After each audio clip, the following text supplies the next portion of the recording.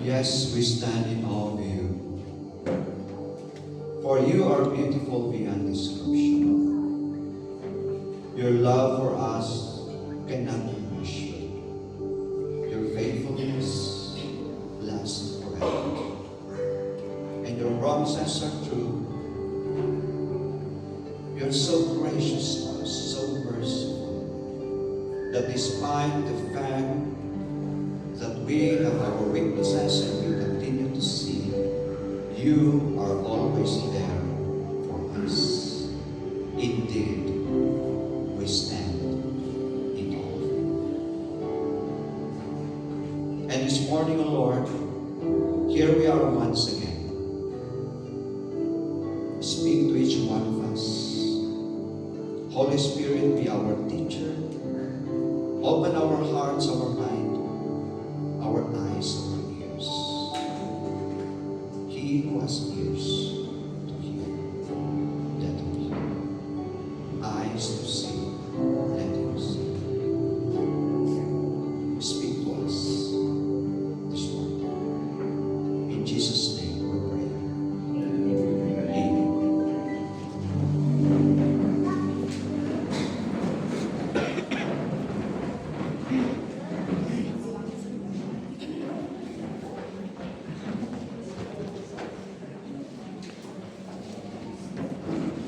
How do you see Jesus?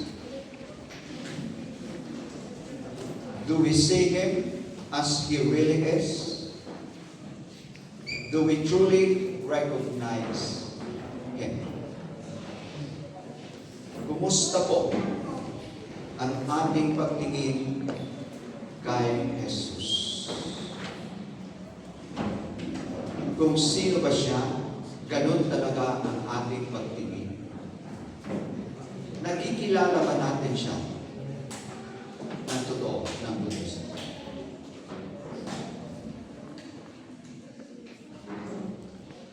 So ang katanungan ito ang ating titignan. Dahil sa mga talata na ating babasahin, makita natin na kung hindi mo kilala kung sino si Jesus, kung hindi mo siya tinitignan kung sino talaga siya, magiging mali ang inyong sasabihin sa Kanya. O basta mali yung inyong pagtingin sa Kanya. So yun po ang ating titignan sa umaga ito. So sa Mark chapter 3 verses 20 to 27. Sana po, dahil alam natin na tuwing linggo ang ating pinag-aaralan ay ang libro ni Mark ay sinusundan po natin. So natapos na po natin ang chapters 1 and 2. Andito na tayo, patapos na rin po tayo. May dalawang topics pa pagkatapos nito sa Mark chapter 3. Na sana binabasa natin, rini-review natin, and then nagbabasa tayo ng times. So sa verses 20 to 27, ito ang ating mabasa. Then the multitude came together again, so that they could not so much as eat bread. But when his own people heard about this, they went out to lay hold of him, for they said, He is out of his mind. And the scribes who came down from Jerusalem said, He has Beelzebub, and by the ruler of the demons he casts out demons. So he called them to himself and said to them in parables, How can Satan cast out Satan? If a kingdom is divided against itself, that kingdom cannot stand. And if a house is divided against itself, the house cannot stand. And if Satan has risen up against himself and is divided, he cannot stand, but he has an end. No one can enter a strong man's house and plunder his goods unless he first binds the strong man, and then he will plunder his house. Ito po ang salita ng ating Panginoon. So, makita natin ano ang situation dito. Noong last Sunday, nakita natin na pinili ng ating Panginoong Hesukristo ang 12 kanyang mga alagad. So yun. And then, pagkatapos sila ay pumasok sa isang bahay. Sabi ng iba, umuwi siya sa kanilang bahay. Sa Capernaum pa rin ito. And then, pagkatapos nito, the crowd gathered around him. Marami na namang tao. Diba, nakita natin noon na maraming tao galing sa iba't ibang lugar. Ang layo-layo. Pero sila pa rin ay pumunta kung saan ang ating Panginoong Yesus. So dito, umuwi ang ating Panginoong Yesus, pumunta kung saan siya, yung kanyang tinutuluyan. Sumunod pa rin ang maraming tao. Nagdagsa ng mga tao. Hindi pumunta sa Wakal para sa Adivay, pero pumunta din kung saan ang ating Panginoong Yesus. Okay? And then, dahil dito, he and his disciples cannot even eat. Nawalan tuloy sila ng oras para sila ay kakain. Siyempre, umuwi na sila.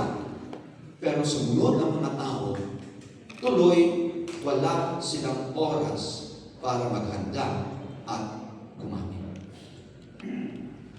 Yun ang nangyari. Pero pagbabalikan natin ang mga pangyayari, makita natin na tuwing talagang dumarang sa mga tao kung nasaan ang ating Panginoong Jesus, hindi niya sila tinatalikuran, hindi niya sila iniiwan. Hindi niya pa sinasabihan na, oops, magpahinga muna kami, uwi kami, kain muna kami, uwi kayo. Wala.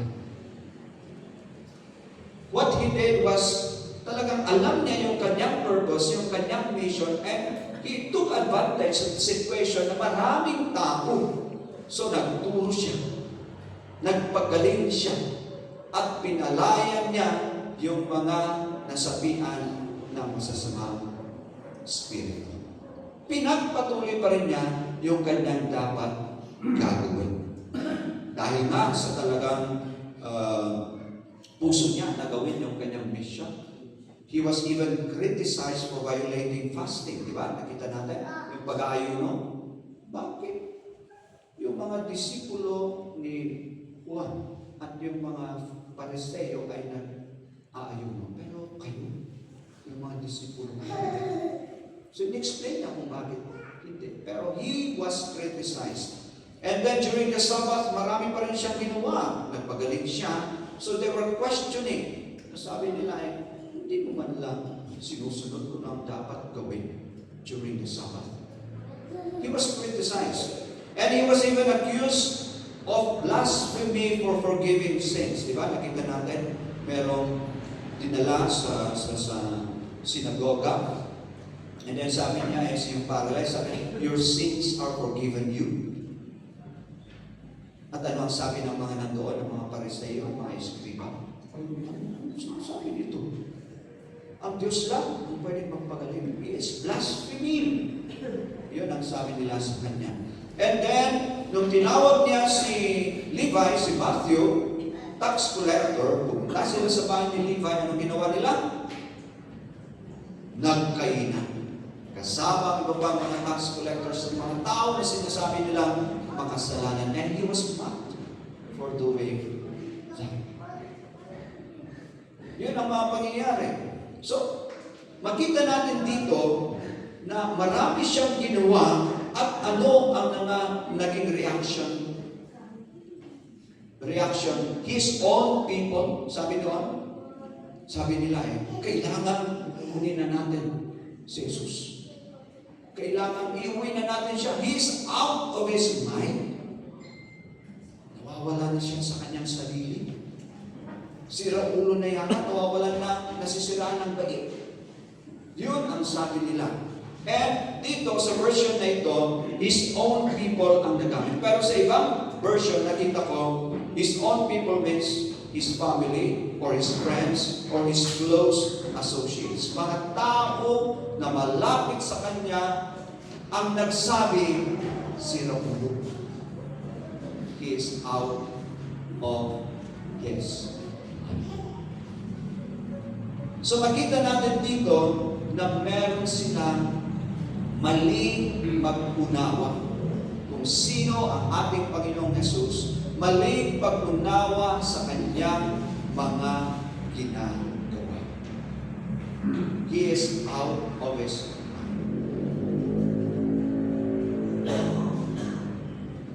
Si Paul, ito rin yung paratang sa kanya.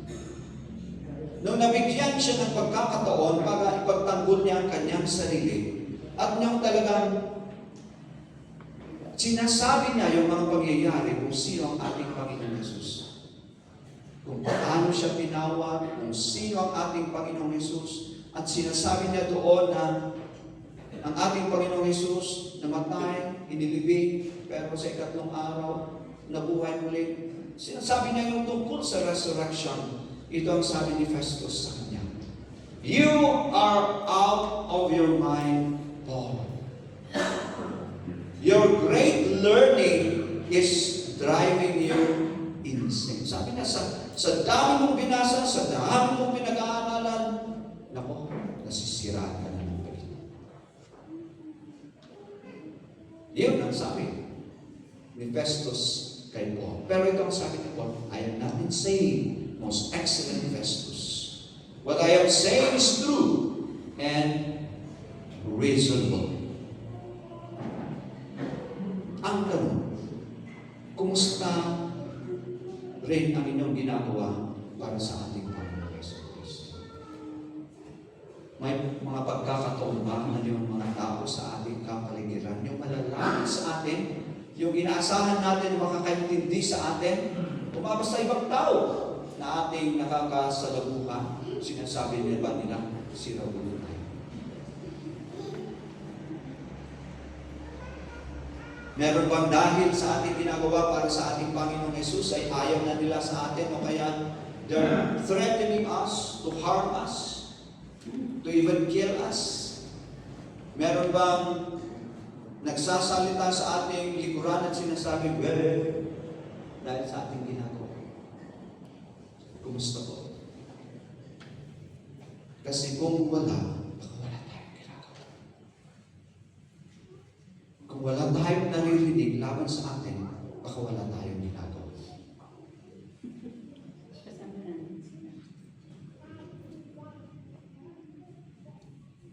Minsan, ako ay kinakantsawan sa office. Si Bishop. Tawa lang ako. May mga pagkakataon ba na sinasabihan tayo, oy, lalampas ka sa lahat sa ginagawa mo? At ibay mo yun. Pwede namang mag-break sa pagpunta sa church. May okasyon eh. Punta tayo. Kinakantsawan ba tayo dahil sa ating mga ginagawa? Kahapon, ito ang aking nabasa. Ito ay nangyari doon sa isang estado sa India. Rajasthan. Meron pala silang bagong ipinasa na batas. Anti-conversion law. Isipin mo, kung dito kaya sa ating bansa, merong anti-conversion law. Kasi doon, Hindu sila. Paano kaya? Kung merong anti-conversion law at hindi basta-basta na magayag ng salita ng Diyos at talagang mag-akay para sila rin ay magkaroon ng totoong paniniwala, pananampalataya sa ating Panginoong Jesucristo at sila rin ay mabautismuhan sa Kanyang pangalan. Ano kaya ang ating gagawin? Dito makita natin bakit meron silang batas na ganyan. Hindi nila kilala ang ating Panginoong Jesucristo. missionaries, 2 pastors, nakasuka. Dahil sa paglabag daw nila sa batas nito. Nagkaroon sila ng pagtitipon, 3 araw yata yun. And then sa kanilang pagtitipon, siyempre, sino pa ang kanilang ipapahayag? Kundi ang ating Panginoong Jesucristo. Ano pa ba ang kanilang layunin sa pagtitipon na ito, kundi ipakilala at talagang sabihin sa mga tao na ito ang ating Panginoong Jesucristo. Siyempre, tatawag sila, ano ngayon ang respond niyo? So dahil doon, sila ay kinasuhan. Ating Panginoong Jesucristo is out of His mind. Si Paul, he is out of his mind. Itong 2 pastors na ito, baka sabi rin nila, you're out of your mind. Merong batas na nagbabawal, pero anong ginagawa niyo? Are we out of our mind? Dahil sa ating relasyon sa ating Panginoong Jesucristo, dahil sa ating pagsisigwi sa Kanya, dahil makita nila yung ating talagang tiyaga na magbasa, mag-aral ng Kanyang salita. Are people saying we're out of our minds? Because they have a wrong understanding of who Jesus is. They have a wrong understanding of what He is doing, He has done, He is doing in our lives, and He will be doing soon in the future of our lives. Ang maganda dito, ito yung pag-encourage ni Paul kay Timothy. Sabi niya, you know how much persecution and suffering I have endured. You know all about how I was persecuted in Antioch, Iconium, Lystra. But the Lord rescued me from all of it. Alam mo kung anong nangyari sa akin. Yung persecution na ating naranasan. Pero makita mo naman, ang Diyos pa rin ang nagligtas sa akin. And yes, sabi niya, everyone who wants to live a godly life in Jesus Christ will suffer persecution. Ready ba kayo? Sabihin ng ibang tao na you're out of your mind, na tayo ay nangyawan at pagtawan dahil sa ating relasyon, sa ating pananampalataya, pagsisilbi sa ating Panginoong Jesus. Are we ready? Because they do not understand who Jesus is, and they do not understand what we are also doing or who we are before our Lord. Yung ating relasyon, hindi rin nila maintindihan. Huwag tayong magtaka. Dahil ito ang sabi ng ating Panginoong Jesus. If the world hates you, you know that it hated me before it hated you. Huwag tayong magtaka. If you were of the world would love its own. Kung makamundo tayo, hindi tayo kumutsain ng ibang tao. Hindi. Yet because you are not of the world, pero dahil kahit na nandito tayo sa mundong ito, hindi tayo makamundo. But I chose you out of the world, and therefore the world hates you. Remember the word that I said to you, a servant is not greater than his master. If they persecuted me, they will also persecute you. If they kept my word, they will keep yours also. If they keep my word, they will keep yours also. Hindi sayang po ang ating ginagawa. They will persecute us, pero pag sa ating paghahayag ng Kanyang salita, hindi po sayang. Hindi po nasasayang. Ano man yung nakikita natin, ano man yung ating naririnig, hindi po sayang. Kaya natin, na ang Diyos pa rin, gamit ng Kanyang salita ang mag-convict sa bawat nakikinig. So they had the wrong understanding of who Jesus is, of what He has been doing. They claim that He is out of His mind. And then yung mga eskriba na galing sa Jerusalem, Sabi the scribes who came from Jerusalem, ang sabi ng mga expert, ito ay official na delegation na pinadala ng mga Sanhedrin. Pumunta sila mula sa Jerusalem, pumunta sila sa Galilee, sa Capernaum para tignan kung sino itong Jesus na ito na kanilang naririnig. Mag-spy siguro, tignan kung ano talagang kanyang ginagawa. At ito ang sabi ng mga eskribang ito, He has Beelzebub, and by the ruler of the demons, He casts out demons. Si Beelzebub ay isang Diyos-Diyosan. Pero sa konteksto nito, sabi nila the Lord of the Flies, the Lord of the Damned, yun yung parang description kung sino si Beelzebub. Pero sa konteksto nito, ang sinasabi actually nila ay na kay ating Panginoong Jesus, si Satanas mismo. Yun yung kanilang allegation sa kanila. He has Satan.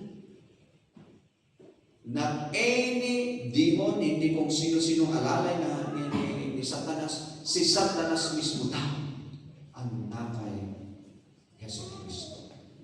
Yun ang sabi nila. He has Satan, and by the ruler and by the power of Satan, He cast out demons. Practically yun ang kanilang sinasabi. Hindi lang ito yung pagkakataon na sinabihan nila ang ating Panginoong Jesus that He has Satan. May mga pagkakataon din sa John 7, the people answered and said, You have a demon who is seeking to kill you. Ito yung pagkakataon ng ating Panginoong Jesus ay nasa templo at siya ay nagtuturo at nagtataka sila. Sabi nga nila how does this man know letters having never studied? Hindi nila talaga nagtataka sila. Hindi naman nag-aaral ito. Bakit ganito yung kanyang pagtuturo? They marveled actually. Napawaw sila. Pero kahit sila ay napawaw, wala pa yung matigas ng kanilang puso. At sinasabi na, in-explain ng ating Panginoong Hesus na yung kanyang katuruan ay hindi sa kanya, kundi ito ay doktrina kung sino ang nagsulo sa kanya. My doctrine is not mine, but He who sent me. Did not Moses give you the law? Yet none of you keeps the law. Why do you seek to kill me? Nung sinabi niya, why do you seek to kill me? Ito tuloy ang sabi nila. The people answered and said, You have a demon who is seeking to kill you. Sa John chapter 8, ito rin. The Jews answered and said to Him, Do we not rightly say that you are a Samaritan and have a demon? Ito rin yung nangyari ito and then sa may templo na talagang nag-iba yung kanilang pagtingin na sa ating Panginoong Hesus Kristo. Nung sinasabi niya na kung sino sila, sabi ng mga Hudyo, Abraham is our father. Then if Abraham is your father, then how come you're not doing what Abraham is doing? Yan ang sabi nila. Until such time na what you're doing are the days of your father. Parang ang sinasabi ng ating Panginoong Hesus Kristo kasi sabi nila, wala kaming ibang ama kundi ang Diyos. Pero ang sabi niya, you're doing what your father is doing. Practically he's saying, your father is a demon, Satan. Pero ito ang sabi niya, do we not rightly say that you're a Samaritan and have a demon? And then sa chapter 8, chapter 10, ganito rin ang sinabi. Nung in-explain ng ating Panginoong Hesus kung sino ang good shepherd, talaga siya ang good shepherd, na sinasabi. And eventually, but you now seek to kill me, a man who has told you the truth, which I heard from God. Abraham did not do this. You do the deeds of your father. Nung in-explain niya kung sino siya. Many of them said, He has a demon and is mad. Why do you listen to him?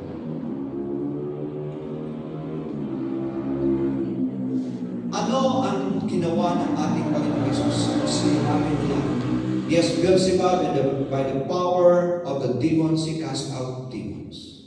Alam niyo ang ginawa niya? Halika, makinig kayo.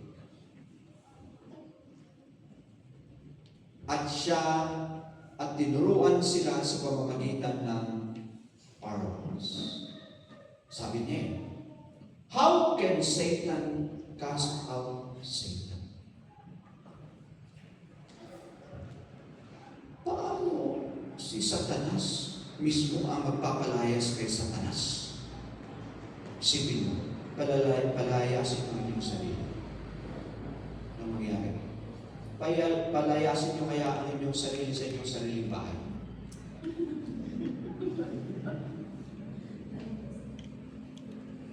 How can a kingdom stand if the kingdom is divided and fights against itself? Kung isang kaharian hindi nagkakaisa, talagang hatian, sila maglaban-laban, paano tatayo yung kaharian niya? Ginamit pang illustration ng bahay. Kung sa loob ng pamilya, hati rin sila. Walang pagkakaisa. Naglaban-laban ang lahat ng mga membro ng pamilya. Ano mangyayari sa pamilya niya? Yan ang sabi niya. Okay, Satan cannot stand, it will not survive if he fights against himself and is divided. Yun ang sinasabi niya. Yung sinasabi niyo laban sa akin ay kalokohan, kahibangan. Your accusation is foolish. Foolish. Kalokohan yan. Dahil nakita nyo, how can Satan cast out Satan? How can a kingdom stand if it is divided and fights against itself? Ano mangyayari? Kalokohan ang akusasyon nyo laban sa akin. At pag titignan talaga natin yung illustration na ginamit ng ating Panginoong Jesus, totoo yan. Kung ang ating gobyerno ay hindi. Ang aming ahensya sa DOJ ay hindi. Pag yung mga namumuno at yung mga iba na dapat natutulong sa namumuno, hindi sila nakakaintindihan. Kundi talagang walang unity sa atin. Anong mangyari? Anong mangyari sa ating gobyerno? Will it stand? Will it survive? And who suffers? Diba? Kaya sa ngayon, pagpatuloy po natin na extended application ito, pagpatuloy po natin na panalangin ang ating gobyerno. Ang namumuno sa ating bansa. Dami ng gulo, ang daming akusasyon tungkol sa graft and corruption, kung sino-sino na ang sinasabi nila involved. Totoo na may graft and corruption. Kung sino talaga involved, minsan hindi nga natin alam. Nagugulahan tayo kasi hati. Sabi ng isang grupo, sila. Sabi ng yung kabilang grupo, hindi kami, sila. We pray, ang prayer pa rin natin, maayos ito, magkaisa pa rin ang ating nasa gobyerno para ma-survive naman. Huwag naman kudeta, huwag naman rebellion. Tayo rin ang kawawa. Pag-pray po natin. And then yung next na illustration sa loob ng pamilya o sa ating siguro sa barkadahan natin o sa community natin, sa ating social relations, ano kayang mangyayari kung meron din pagkabahagi sa loob ng pamilya lang? Next one.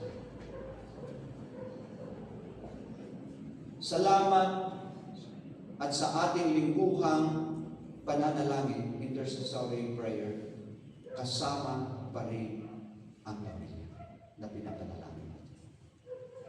Let us keep on praying for our family, for our community. Paano kung mismo sa loob ng simbahan tayo ay natin?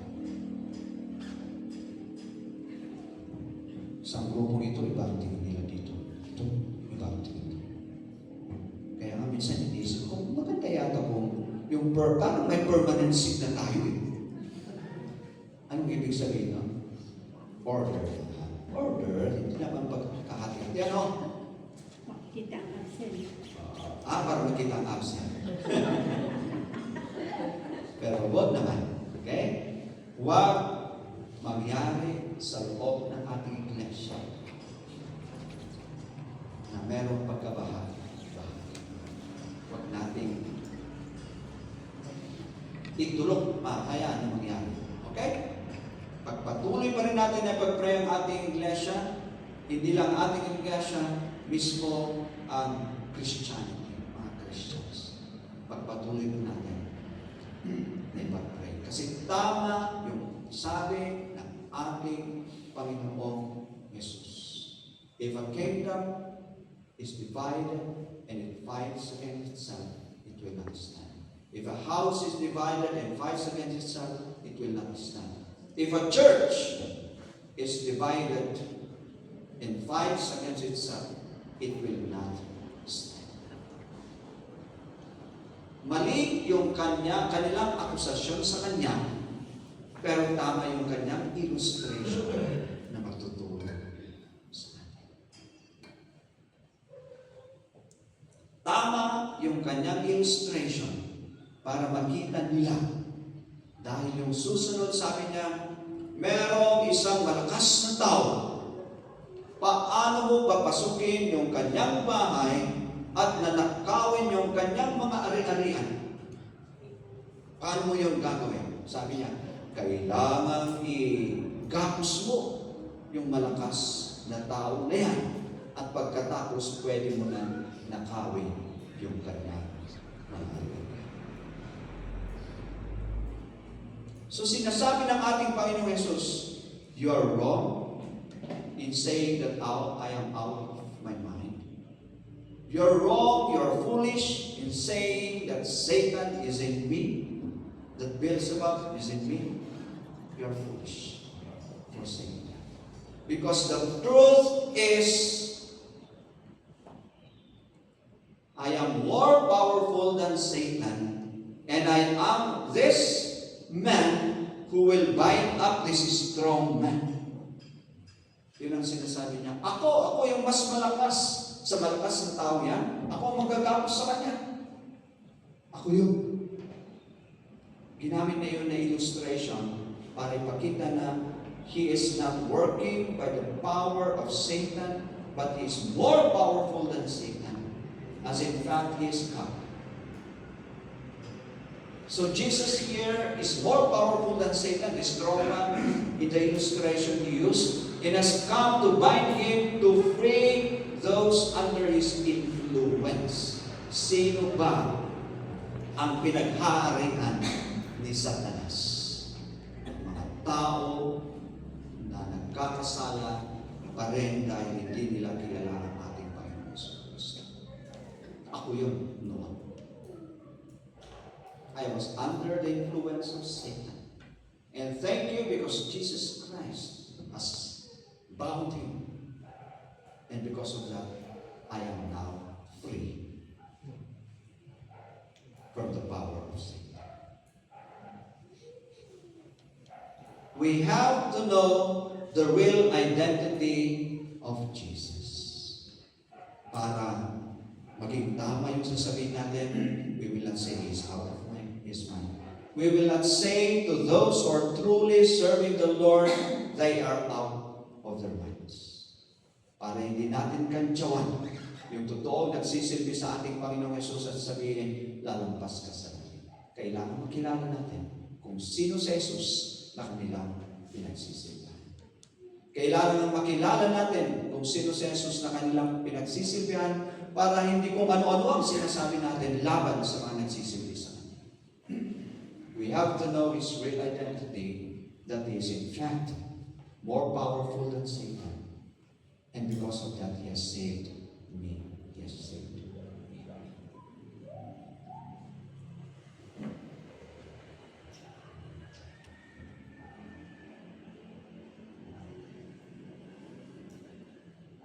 Makita natin ang katapatan ng Diyos. At ito ay talagang sinabi ni Paul kay Timothy. Si Timothy, bata pa, marami pang nararanasan na pagsubok sa kanyang pagsisisi. Pero ito ang sabi ni Paul sa kanya. But the Lord stood with me. Again, sinabi niya yung mga pangyayari rin sa kanya. The Lord stood with me and gave me strength so that I might preach the good news in its entirety for all the Gentiles to hear. So yun yung mission ni Paul. And He rescued me from certain death. Ang dami siyang naranasan. Yes, the Lord will deliver me from every evil attack and will bring me safely into His heavenly kingdom. All glory to God forever and ever. As we serve the Lord truly, as we come to know Him truly, whatever persecutions, anuman yung ating naririnig, anuman yung sinasabi ng ibang tao laban sa atin, we are assured of God's protection. We are assured that He will deliver us, save us, protect us from every evil attack.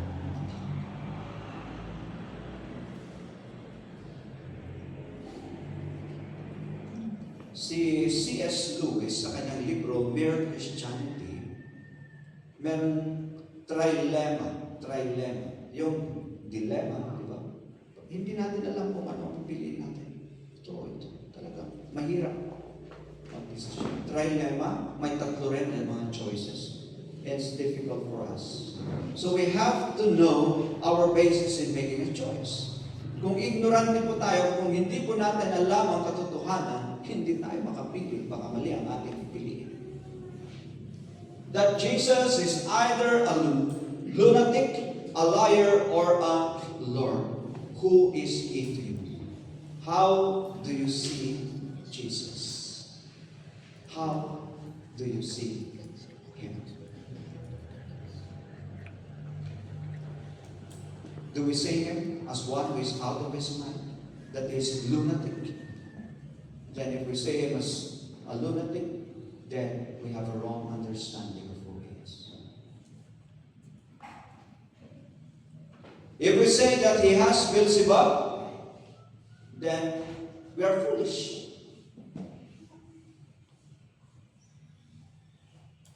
For saying that He is a liar.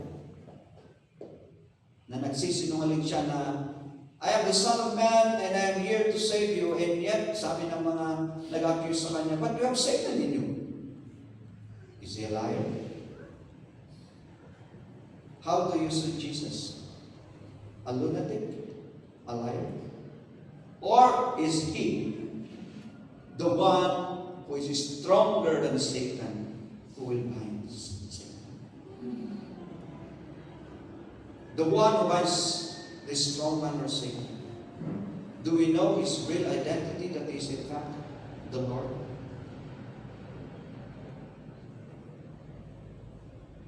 Ano ang pagtingin natin sa ating Panginoon Jesus? Si Rolo. Gumagawa ng mga gawain dahil nasa kanya ang kapangyarihan ni Satanas, nasa kanya si Satanas, or siya ang Panginoon. Ang Panginoon na naggapos kay Satanas para tayo ay mapanalo. Ano ang tingin natin sa Kanya? Tinanong din ito ng ating Panginoong Yesus sa kanyang mga alagad. When Jesus came to the region of Caesarea Philippi, He asked His disciples, saying, Who do men say that I, the Son of Man, am? Sabi nila, some say John the Baptist, some Elijah, and others Jeremiah or one of the prophets. Pero ito ang kanyang tanong. But who do you say that I am?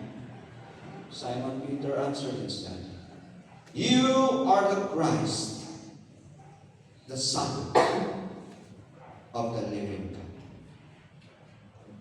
How do you see Jesus? Who do you say Jesus is? Are we like Peter? And and we say, you are the Christ, the Son of the living God. Hindi sa sarili kakayahan na sabi ni Peter ito, sabi ng ating Panginoon, that was revealed to you by the power of the Holy Spirit. We have to submit to God, to the power of the Holy Spirit, so that He will reveal whatever is true to us.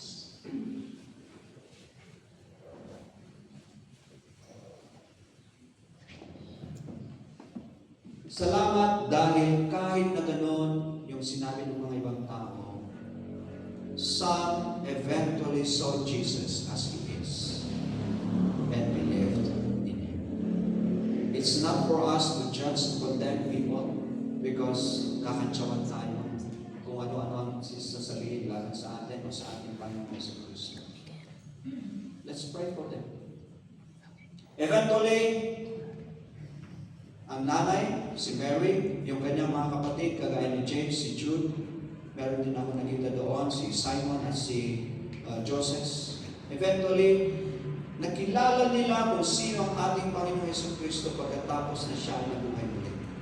And James became one of the early leaders of the church. Nakita rin nila that Jesus is not out of His mind, but indeed, He is the Lord. Sinulat nila yung James, sinulat nila yung Jude. May mga Pariseo na eventually, kahit nasabi ng mga iba na, you have Beelzebub. But some Pharisees like Nicodemus and Joseph of Arimathea became believers of Jesus. Some persecutors like Paul eventually became one of his greatest apostles. Nagsulat ng maraming libro. At noong nag-preach na Peter after the Pentecost, 3,000 and may more were saved. They came to know, they came to see that who Jesus is, that He is as He claims to be. That He is the Son of God, our Lord, our Savior. Kailangan makita natin ang mga katotohanan ito tungkol sa ating Panginoong Hesus. Dahil kung hindi, yes, we are here in church. We come every Sunday. We read His Word, and yet we don't truly recognize Him. And in fact, we say that we've been serving Him. Because there is this warning sa John chapter 7. Ito po ang warning pa rin sa atin. Na kailangan tignan po natin that we have to see Him as He is, serve Him as He is. Dahil ayaw natin na pagdating ng panahon, kung tayo'y haharap sa Kanya, ito ang Kanyang sasabihin sa atin. Not everyone who says to me, Lord, Lord, shall enter the kingdom of heaven, but he who does the will of my Father in heaven. Many will say to me that day, Lord, Lord, have we not prophesied in your name, cast out demons in your name, and done many wonders in your name? Ayaw nating marinig na ito ang sasabihin sa atin ng ating Panginoon. I never knew you. Depart from me, you who practice lawlessness.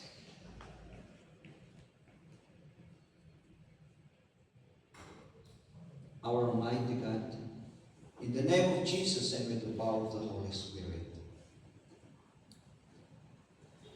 here we are. Yes, there are a lot of things that we need to know.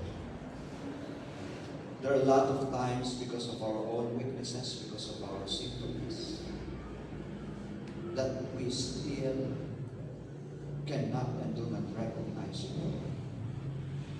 There may be instances because of our words that we in fact said things against, or even said things against other believers, and we ask for forgiveness. We do not want that when we appear you on that day, that you will say, I never knew you. Depart from me. You practice lawlessness. We do not want these words, to hear these words when we appear before your throne on that day.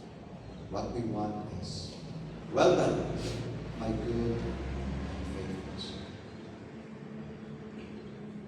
And so help us. Keep us focused.